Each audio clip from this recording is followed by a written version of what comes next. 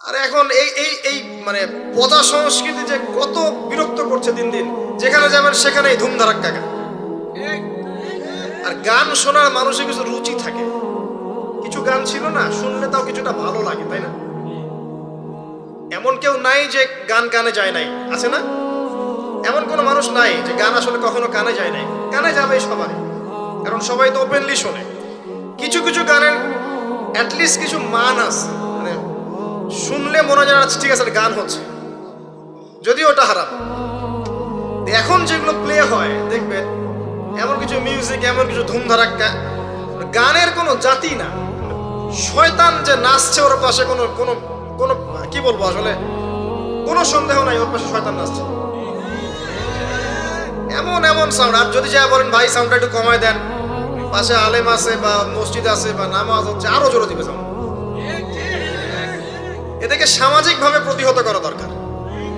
এদের বিরক্তি এত বেড়ে গেছে, মাঝে মাঝে এমন কিছু দিবস আছে, দিবসগুলো গানের জ্বালা রাত্রে ঘুম হয় না। মুমিন বান্দা ঈশার নামাজ পড়ে ঘুমিয়ে যাবে, শেষ রাত্রে উঠবে, ও সারা রাত ঘুমই হবে না এই গানের জ্বালায়। বিয়ে হবে দেখবেন ধুম ধারাক্কা গান লাগিয়ে দিয়েছে।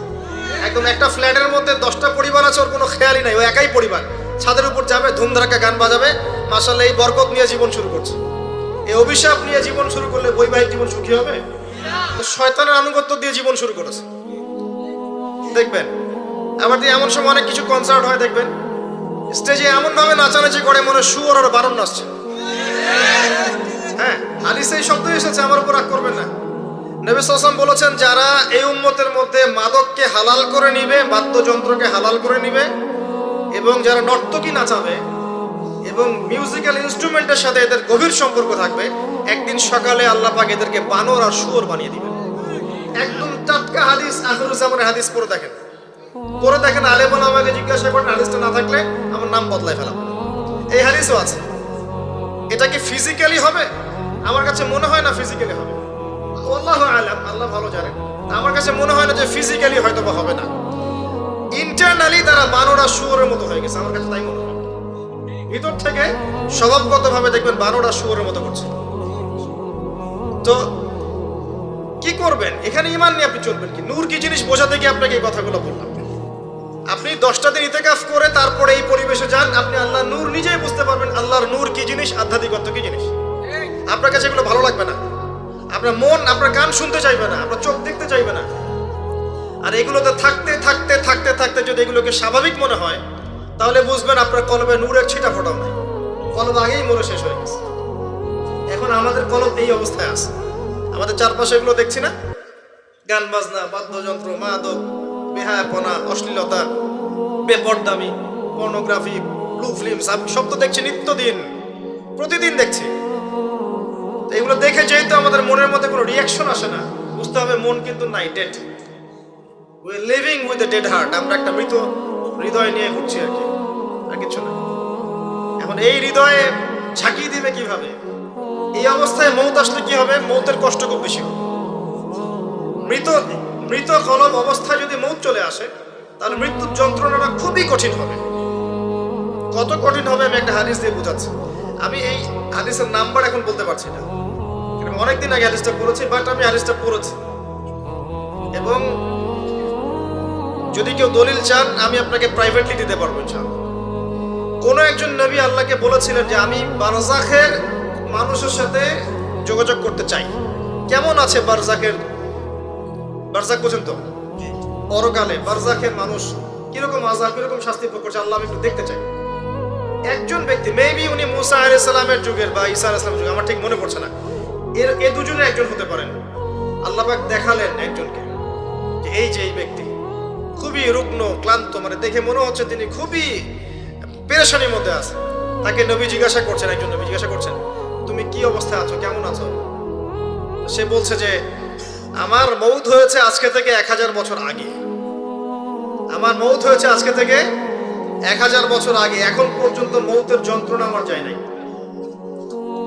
আমার কথা কি বুঝতে পারলেন ভাই? যার কলব যত মৃত, রূহ কবজ করার সময় তত শাস্তি হবে, তত বেশি কষ্ট হবে। যার কলব যত পবিত্র, রূহটা অত সুন্দর করে আস্তে করে বের হয়ে চলে আসবে ইনশাআল্লাহ। যেমন কলসি থেকে পানি ঢাললে যেমন হয়, এভাবে রূহটা বের হয়ে চলে আসবে। কলব পরিষ্কার না থাকলে এটা হবে না।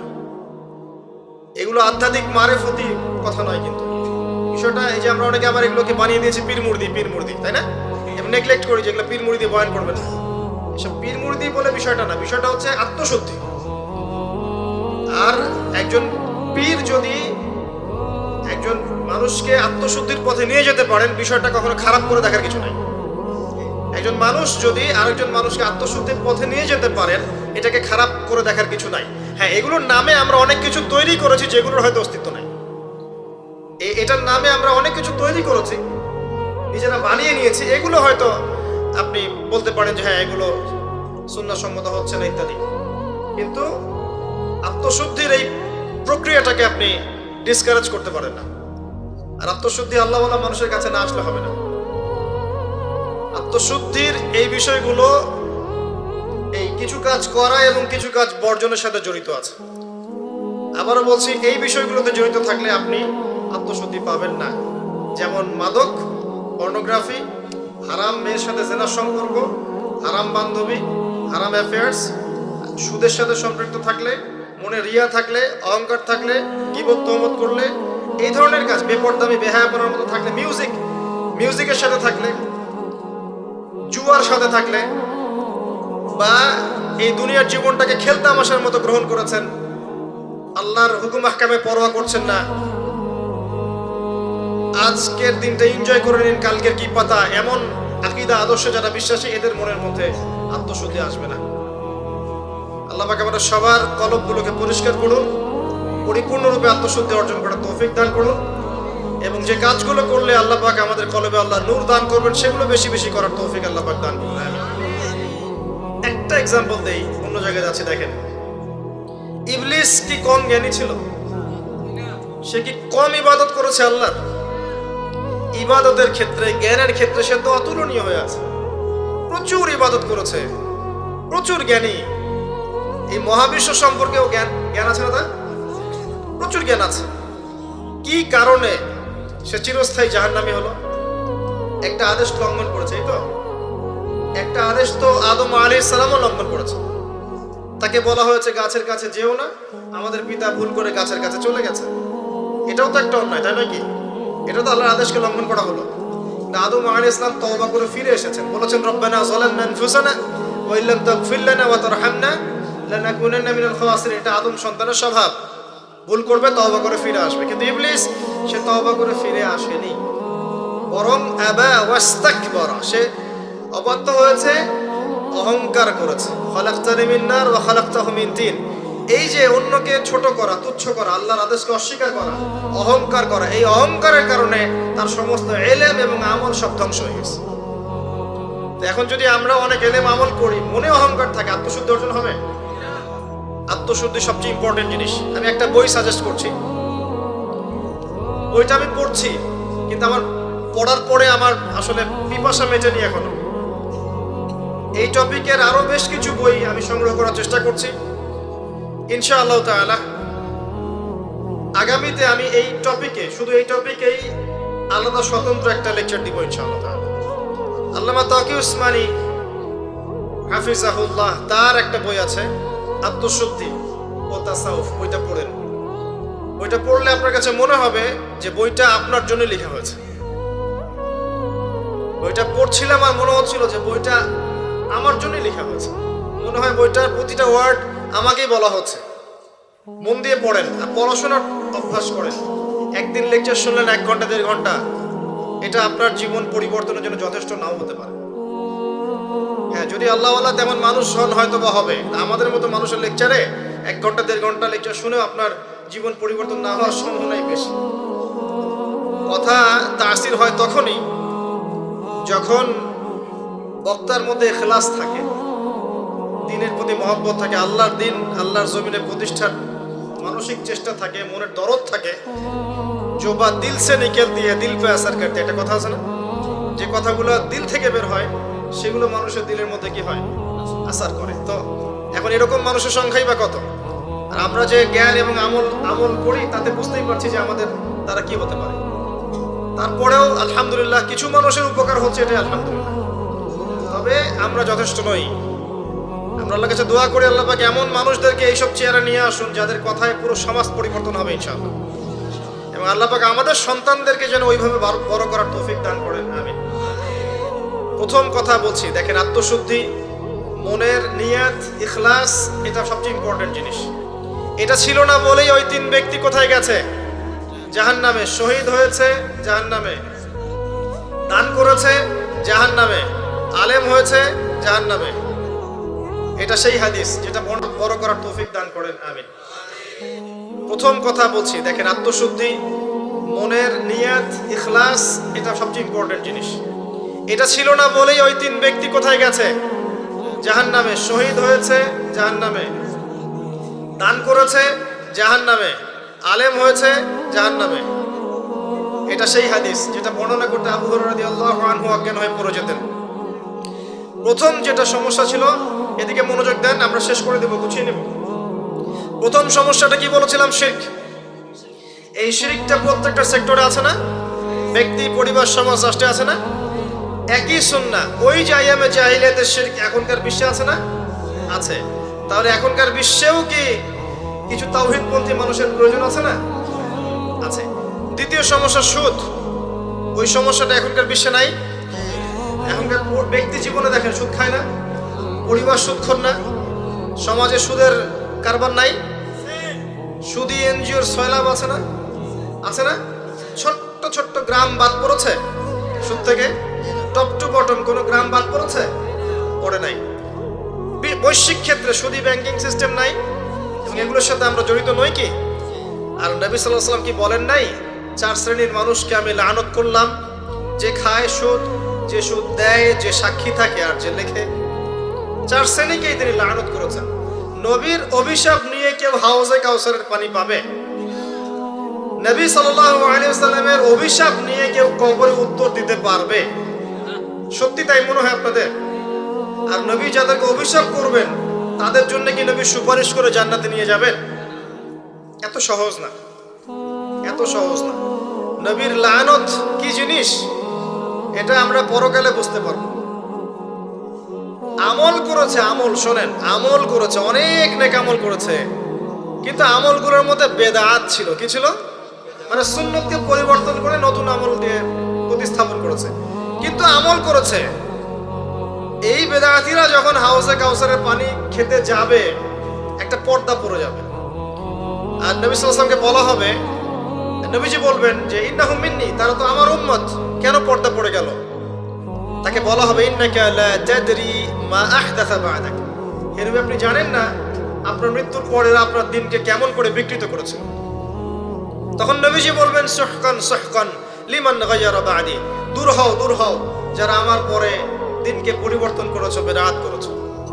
এটা বেদাতির শাস্তি, তাকে দূর করে দেয়া হলো। যে আমল করেছে, সারা জীবন আমল করেছে, হালাল খেয়ে আমল করেছে, কিন্তু বেদাত করেছে, তাকে তাড়িয়ে দেয়া হলো।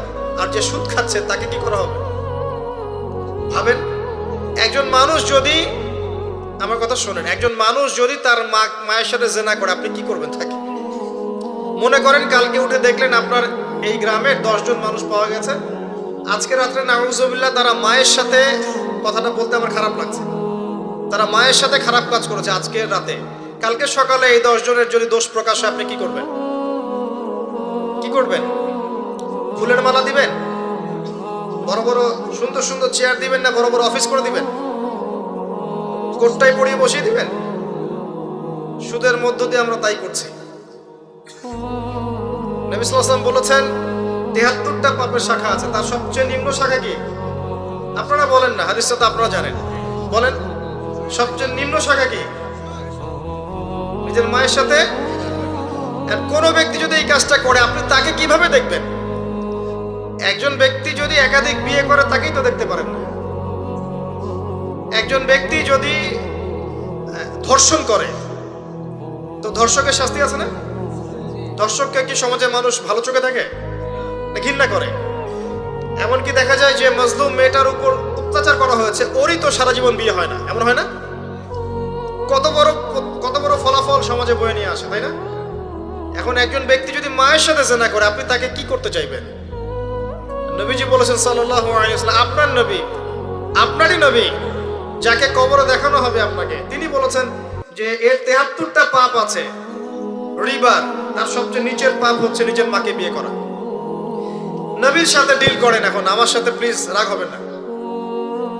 কিয়ামতের মাঠের জন্য অপেক্ষা করেন, আল্লাহ নবীর সাথে আপনার সাক্ষাৎ হবে। সেদিন তাকে জিজ্ঞাসা করবেন, কেন আপনি হাদিস বলে গিয়েছিলেন?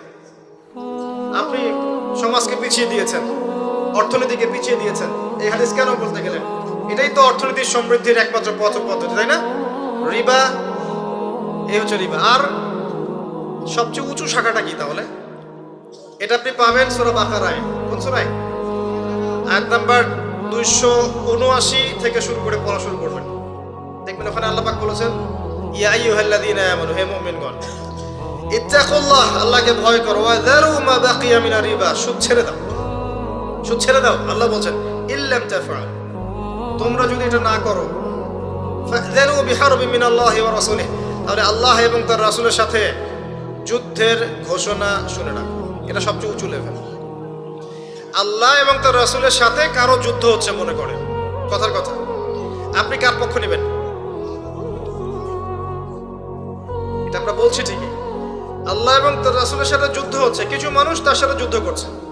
মনে করেন রাসূল সাল্লাল্লাহু আলাইহি ওয়াসাল্লাম জীবিত আছেন, একদিকে দাঁড়িয়ে আছেন, কথার কথা, এবং তার অপোজিশনে ধরেন 1 লক্ষ মানুষ দাঁড়িয়ে আছে, যাদের হাতে অত্যাধুনিক মারণাস্ত্র আছে, নবী সাল্লাল্লাহু আলাইহি ওয়াসাল্লামের হাতে কিচ্ছু নাই, তিনি একা মনে করেন, আপনি তার উম্মত।